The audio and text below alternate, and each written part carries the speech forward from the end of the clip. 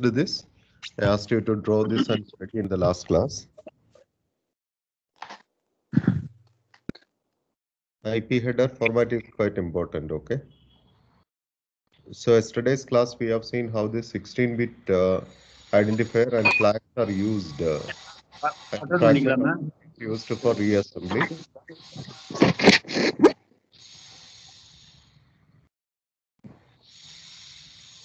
Okay.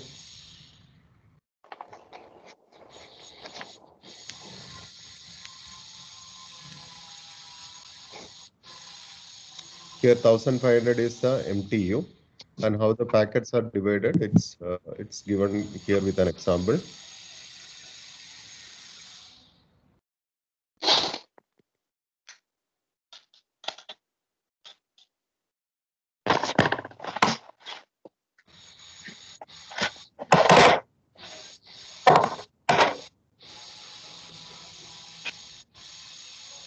Okay, the header information will come only once. That's why that 40 came extra. So total 4040 is there. Hope you have understood this calculation. Suppose if the packet size is 5000, what would be the last one's packet size? What will be the packet size it will be?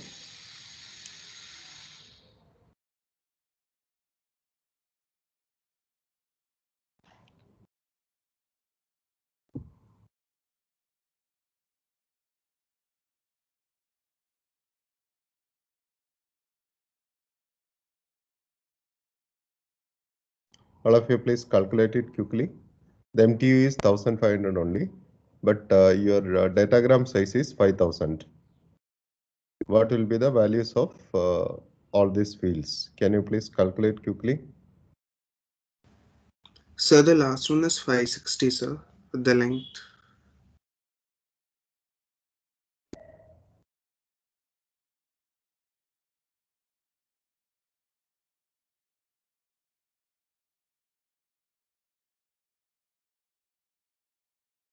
You just calculate all of you, and I'll ask individually, okay?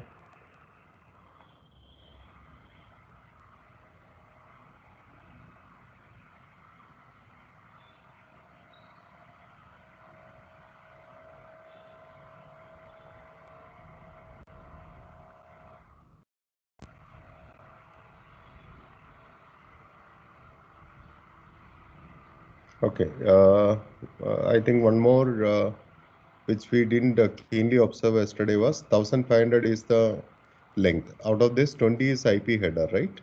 20 is the actual IP header. Uh, Even if you fragment, it will be encapsulated into IP only. So 20 is the header length of IP.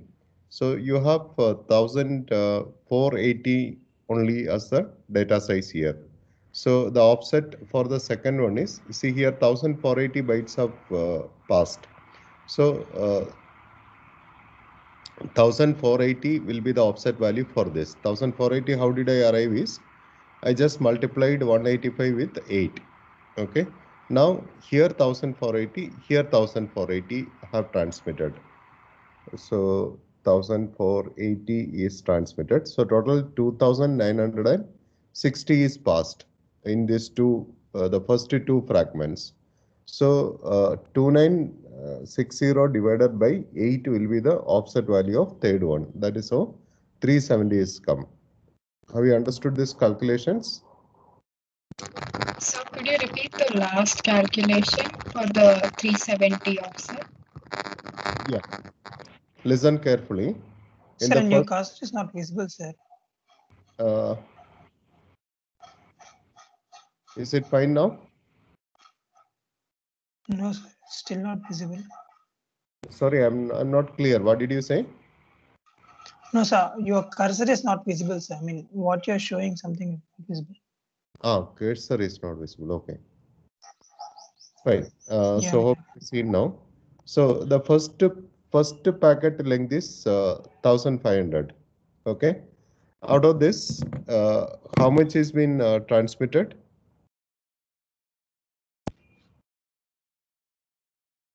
Maybe you have to calculate and tell me. I'll just So out of 1500, it is 1480 bytes of data is being transmitted.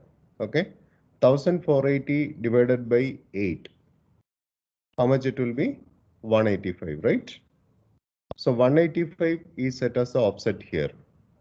That means the data coming in second piece or second fragment has to be joined from after 1480 bytes. How did I say? 185 into 8, that is 1480, which is equivalent to the data bytes passed in this. Okay. Now this is passed, this is passed. Now total how much data is being sent? In the first piece 1480, second piece 1480. How much it is now? 480 plus 2960. 2960. 960 bytes have gone in these two pieces, right? In the first fragment and second fragment. So 2960 divided by 8, that is 370, which is equivalent to the third offset. Is the calculation correct? Can you divide and see 2960 divided by 8? Yes, sir. Yes, 370. sir. Yeah. Okay, okay. So hope you are clear with this topic now. And please note one more thing. The last fellow's fragment flag set will be 0 because no more fragment is coming. Okay. Everybody's ID is same. Okay.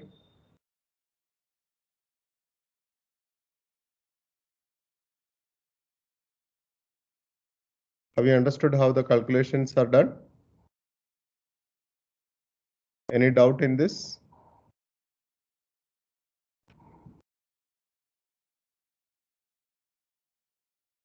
Is it clear to everyone?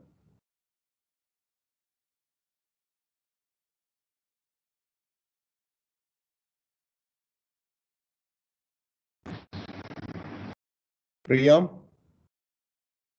are you online? Yes, sir. Yes, sir. I was thinking about the 5001. So basically, for the century, we subtract the 40 bits, 40 bytes, and then divide it among the datagrams, no, sir. And then add the header length of 20 to every datagram to get the final length. And from there we will calculate offset. Is it right, sir? No, Was I 5000. audible, sir? 5000. Your voice was disturbing. I was not able to recognize what you are speaking. So if you take 5000, how it will be divided? The maximum MTU is 1500. Okay. So 5000 will be divided. See here, 4000 is divided into 1500 plus 1500. So we can say 1500, it will divide into 3 packets. 1500, it will be divided. It will be made 3 packets. So 4500 it will become. Now only 500 is left out. Okay. Only 500 is left out. So 500 will be made into the third piece. But third piece, it will be added with 40.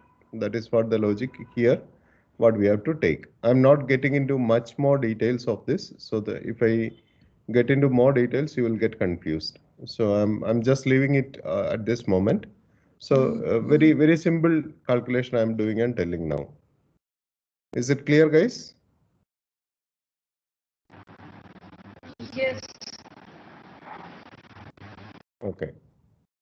So all of you understood this, right? I'm giving you a small challenging question. I have a small doubt in this calculation, okay? Can I explain that? And I'm expecting you to find the solution and tell me. Yes. How many of you are ready? Just put your hand symbol. Who all can help me to solve my problem?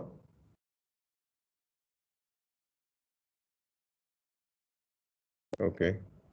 Priya, Vishnu, Manasa. Sai Ritesh, Sahana, Bachu, Kasima Irfa, Vikas, Ramakrishna, Animesh, Sriram, Saurabh Suraj, Sai Pranati, Atul, Suhasan. Okay, good. So let me tell my doubt. All of you listen carefully. Okay, all of you listen carefully. Okay, say I got a confusion like this. Okay, listen carefully. If you're not able to understand it, just leave it. Okay. See, my problem is like this. It is 4000 bytes is mentioned here. Out of this 4000 bytes, the IP header I'm removing. So my actual data is supposed to be 3980. The TCP header, I am not bothered, right? Because that is not my cup of tea. I'm working on IP layer, internet layer. Only IP protocol it can be read. So I cannot do anything with the TCP header. So 3980 is what my maximum length. 3980. Okay. Now what I can do is 3980. I will be dividing. I'll be sending through the maximum size of 1500. Okay. I'll be sending us 1500. Okay. Are you clear, guys? Yes. Now, Yes. if I have 1500, if I have 1500, I have 1500 with me. So 1480 is what I can send in one piece or one fragment. Okay. So in first fragment, I will be sending 1480. Am I right? Yes. Yes. Plus 20, I'll be placing as the IP header. So I'm meeting 1500 here. Right? Now, here also I'll be placing 1480. Correct? 1480. Now, how much I have transferred actually? 1480 plus 1480 I have transmitted, right? Are you clear, guys? Yes. 1480 I have transmitted. Now, how much is left out of 3980? Let's 1020. 1480 into 2. So I have sent a 2960 minus how much? 39.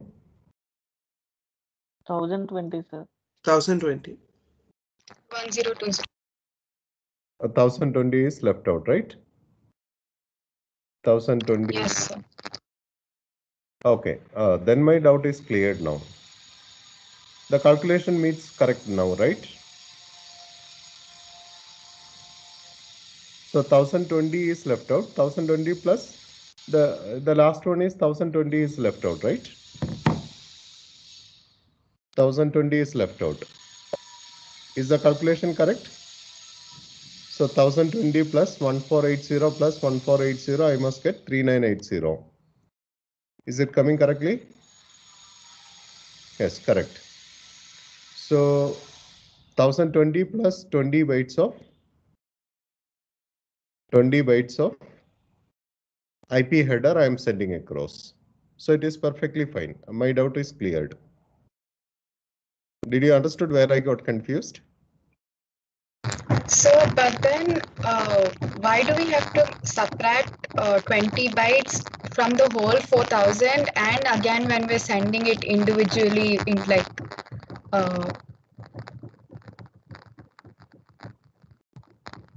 when we're sending it individually, like 1500, we're subtracting 20. Like we're actually sending only 1480 because Who is this? why we doing it 2 times? Who is this? I'm Manasa, sir. Manas, I confused you now. Yes. Okay. I'll repeat this calculation once again, guys. Okay. How can I clear this writings? Is there any possibility?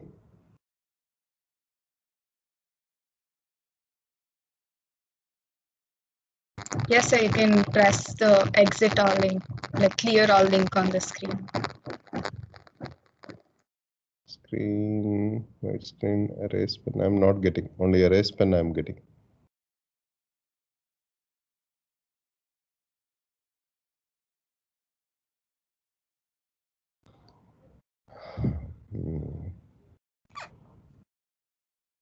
Is it visible, guys, now? Slide? Yes, sir. Yes, sir. Yes, sir. Okay. I'll re-explain what is happened here, what is happening here. Okay. Manasa, listen carefully. I'll not explain once again. Okay.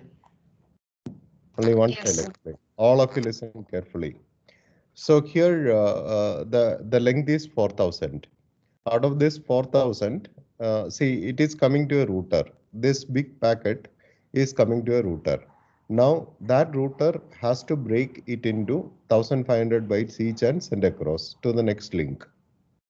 Now router can understand what is the IP header in the original packet, and he will be able to make an IP header also when it is breaking into pieces and sending across. You understood my point? See, it is coming to a router here. It is coming to a router from somewhere, and it has to go through a link which can handle only 1,500 bytes. This is the problem. 1,500 bytes only he can handle. Okay. Now, this router, when the data is coming, it is of size 4,000. It is of size 4,000. Okay. It is of size 4,000. Now, this 4,000 byte data, out of this 4,000, how many bytes of data is there apart from IP header? IP header, you know, it's only 20 bytes. So 3,980 bytes of data is there out of this 4,000. Have you understood, Manasa? Why did I reduce 20? Yes, sir, I got this part, sir. Now what this fellow will do is, it can send only 1,500 bytes through this link. 1,500 is maximum transmission unit, which is inclusive of IP header. Now this router knows 20 bytes he has to add to the data, in order to send it across. So what will be the data size? What will be the data he can include then out of 1,500? 1480 will be the data and 20 will be the header size for that segment. Exactly. I'll repeat. So 1,500 is the data, is the maximum transmission unit he can send, is the maximum transmission unit. So out of 1,500, this router knows 20 bytes has to be given for IP header, IP protocol header. Now remaining 1,480 bytes can be included as the data.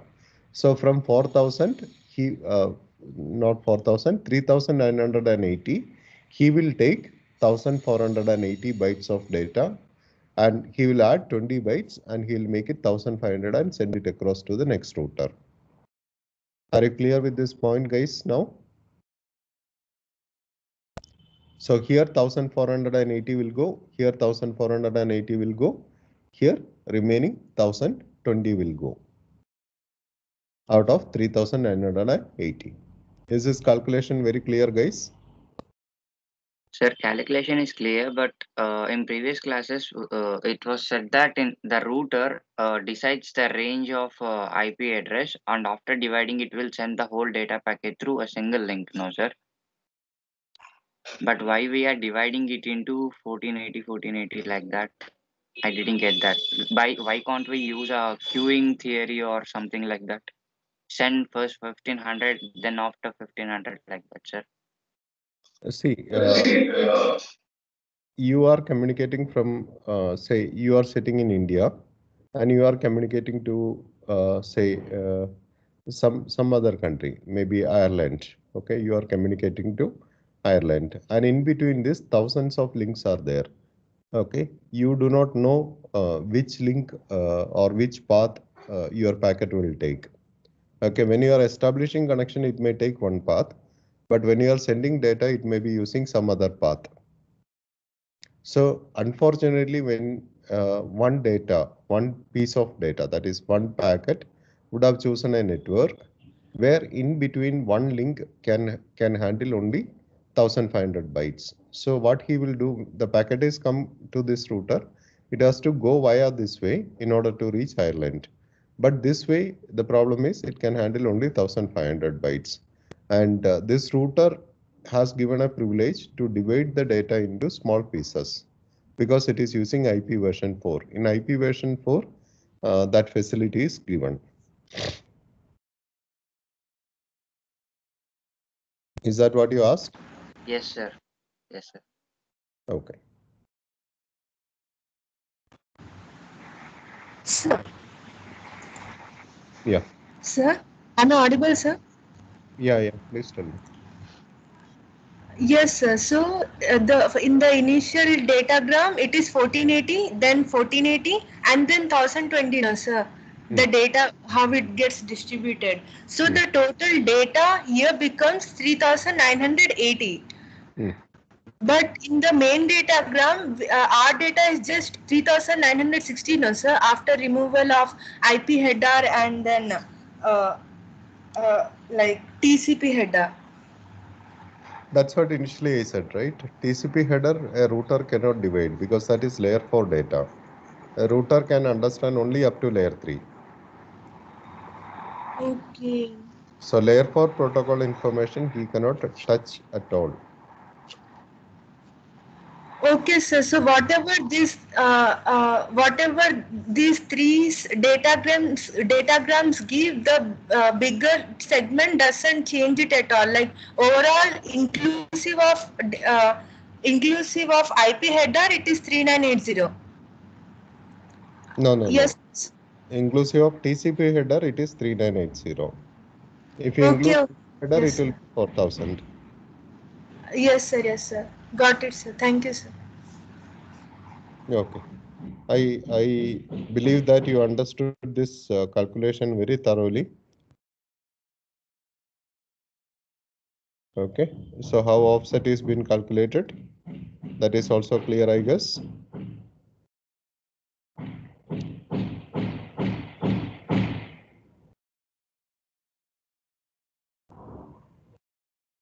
Yes, sir. Okay. The next topic we already discussed earlier before T1, that is IPv4 addressing.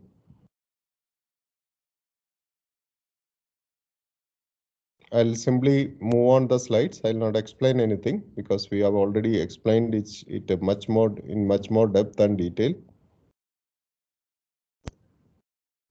What is an IP address? It's a 32-bit identifier for a host or a router interface or any network device. Okay, and interface is one which is connected to a network. Okay, a device must have an interface in order to get connected to network. It may be Wi-Fi or wireless, or it may be wide area network, whatever it is. IP address will be interpreted by means of binary in the device.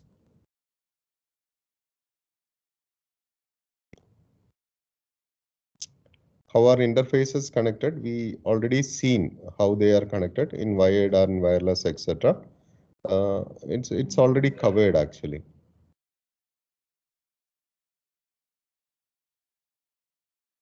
Okay.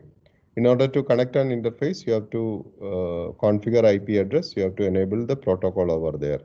By setting IP address and other subnet mask, etc., you are actually setting up the interface, basically enabling the interface.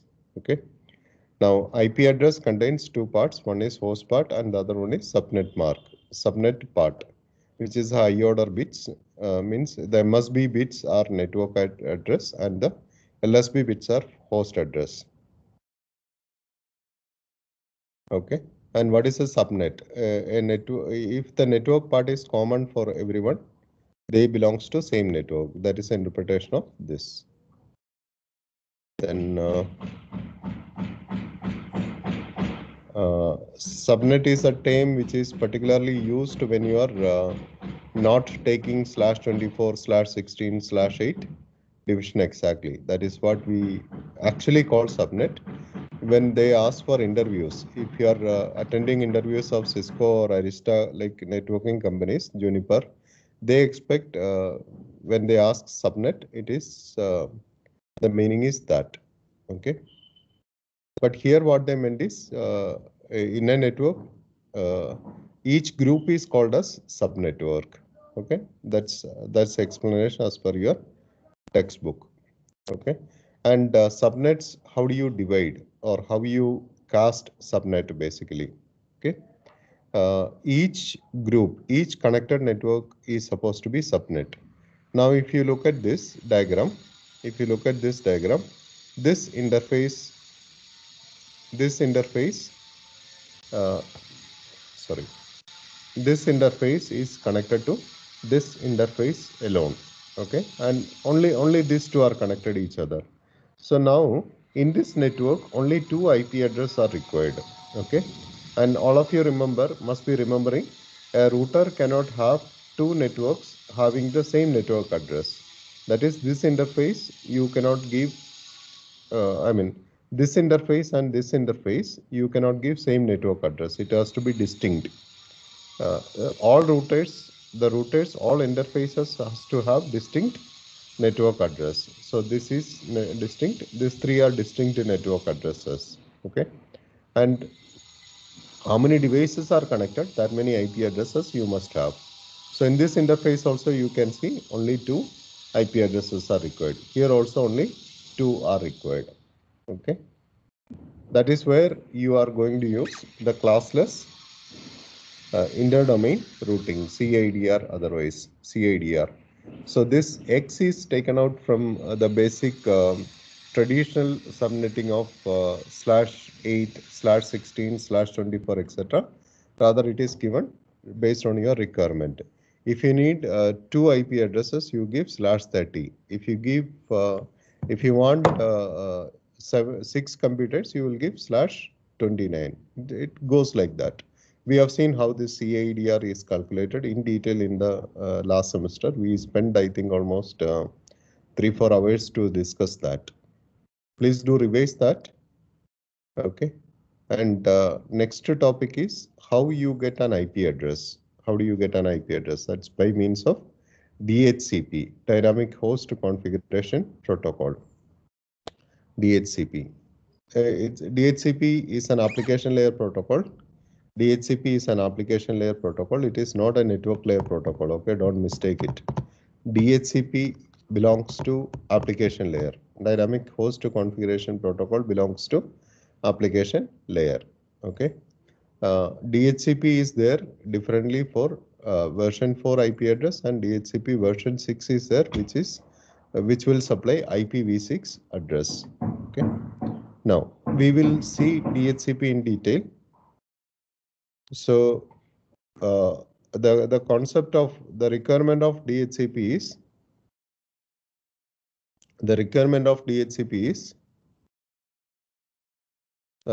one computer in your, or one device in your network is configured as a DHCP server.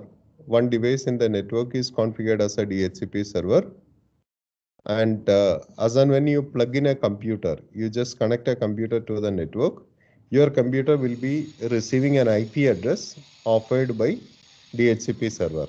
That means your computer is not necessary to configure an IP address manually. That is, static IP address is not required. So in your network settings, what you will say is obtain IP address automatically. In your Windows machine, you will set obtain IP address automatically. So when you have a computer mentioned obtain IP address automatically, he will get an IP address from the DHCP server. And if you are connecting to a network where there is no DHCP server, then your computer ultimately will assign an IP address which is starting with 169. That is a special IP address like 127. Please note down that an IP address starting with 169 will be assigned by the computer itself. When it will assign? When there is no DHCP server in the vicinity or in the network where it is connected. That's not there in the textbook, so you may please note down. I'll give a break of 1 minute for you to relax, then we'll continue with this topic. I want you to sit with a fresh mind.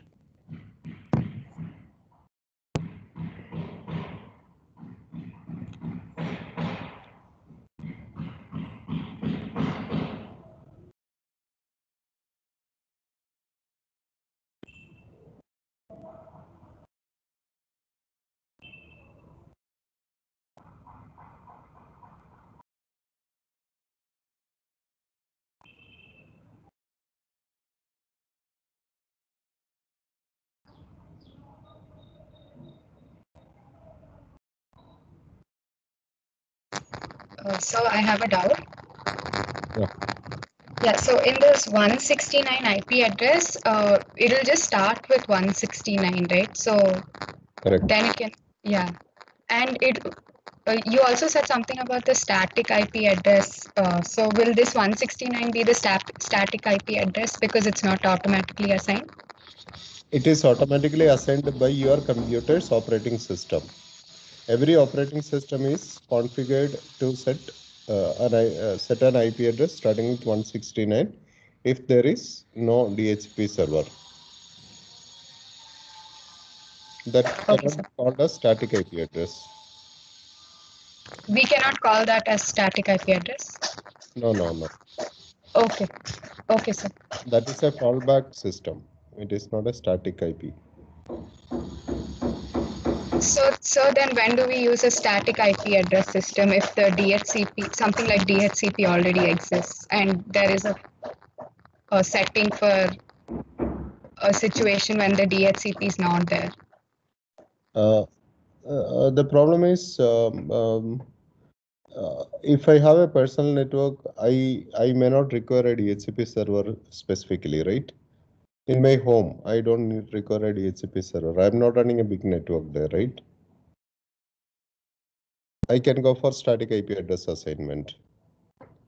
And another situation is like router interface and all, nobody gives dynamic IP address. I mean, dynamic to obtain automatically, we cannot recommend for router. So for network devices and all, we cannot recommend to obtain automatically. In all these cases, we use static IP addresses. Is that what you asked? Yes, sir. Yeah.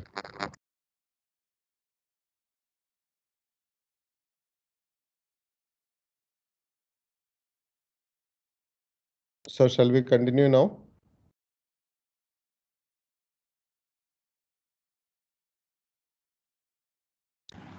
Yes, sir.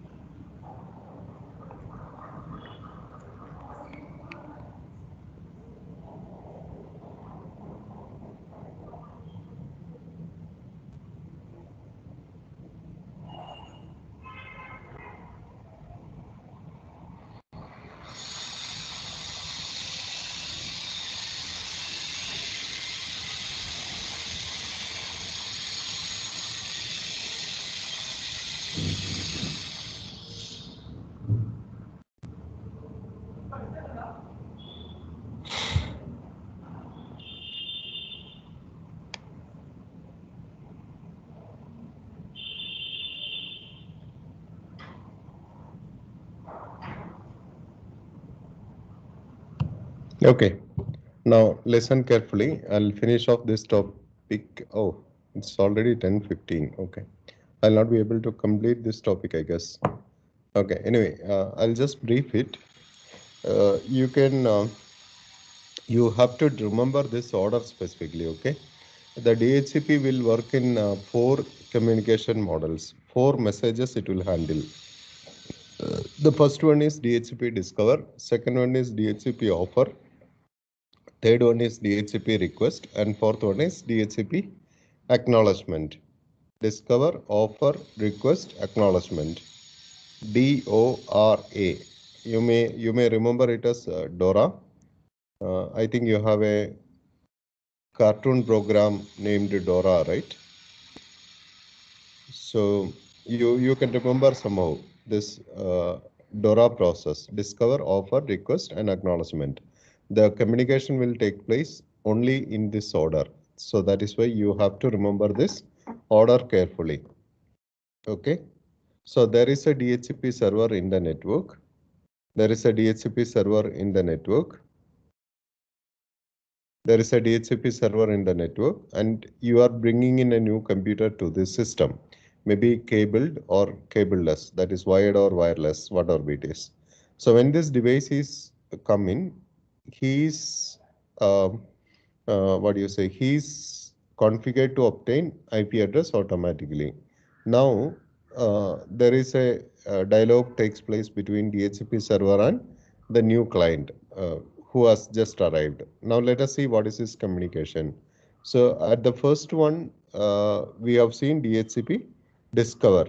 DHCP discover. Who will send that discover message? Who wants to discover the server? It's nobody else, the new client. So he will send a broadcast message asking, is there any DHCP available in this network? Okay, that is a broadcast message. Is there a DHCP server out there? That is a message meaning. And remember, it's a broadcast message. Now, it will go to every computer, and every computer will receive it and discard it other than DHCP server. Only DHCP server has got the service running. Okay. Now the source IP address will be all 0 because he do not have a IP address at all, and the source port number is 68. You may please remember this as well. Source port number is 68. Destination IP address is a broadcast address 255.255.255.255. It's a global broadcast address. Okay, it's a global broadcast address. Otherwise, you know what is a broadcast address for one network. That network ID followed by all ones. That's what broadcast ID otherwise. But now here it's a global broadcast, and 67 is the destination. 67 is the destination ID. Okay, and other things I'm not discussing now. So now there is a reply coming. That is also a broadcast address. Reply also is coming as a broadcast. I'm a DHCP server, and here is the IP address you can use. So he will offer one, he will mention one IP address also in this. Okay, he'll mention one IP address. Okay, source IP address, destination IP address. Source address is of course this fellow's IP address, and here he will give an IP address which he can use 223.1.2.4. Okay, that is what YIADR. This is a server provided address, temporary address, offer address, and the transaction ID is mentioned as the same. And lifetime is 3 minutes, 3 minutes, I guess, 36,000 seconds. So this offer is valid only for 3 minutes. Within 3 minutes, if this fellow, the client, if that fellow is not confirming, it will get cancelled. That is the meaning of it. Now the point is, like this, there may be multiple DHCP servers can be possible in a network. So there is chances that client will receive multiple DHCP offers. So the client will confirm to one of the server by sending a DHCP request. Okay. Still he has not assigned the IP address, so the source IP address will be still null. Destination IP address will go as a broadcast address. Okay. Though the client knows to whom he is confirming, he will send it as a broadcast address. Okay. That is, the purpose is, let the other servers also be aware that the client is confirming to one DHCP server. Okay. Now, when he sends back an acknowledgement, the IP address will be assigned to the computer. Okay.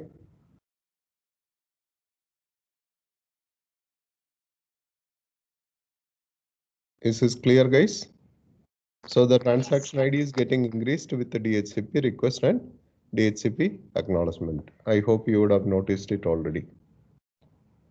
So that is all with DHCP server. Okay, DHCP offer. So I'll stop the class with this. It's already time up, I guess. Let me take your attendance.